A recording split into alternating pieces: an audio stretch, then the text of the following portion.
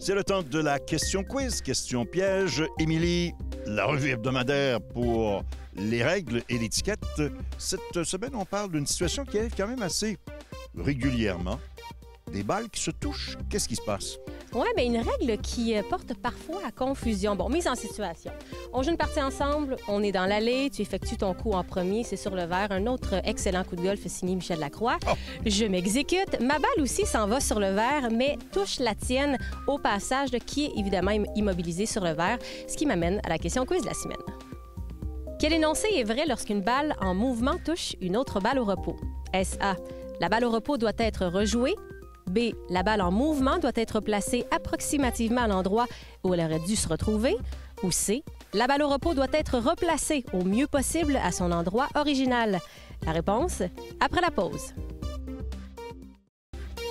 Avant la pause, on vous a demandé quel énoncé est vrai lorsqu'une balle en mouvement touche une autre balle au repos. Eh bien, la réponse est C. C'est donc dire que la balle au repos doit être repositionnée à son endroit original. Pour ce qui est de la balle en mouvement, bien, elle reste en jeu là où elle est, que la déviation vous est avantagée ou non. Il est évident que si ça se retrouve à quelques centaines de verges de l'endroit où vous êtes, qu'il va être difficile de replacer la balle approximativement au même endroit. Mais si vous êtes près des verres, à la suite de coups d'approche, pour simplifier la situation, allez marquer votre balle le plus rapidement possible. C'est également une question d'étiquette.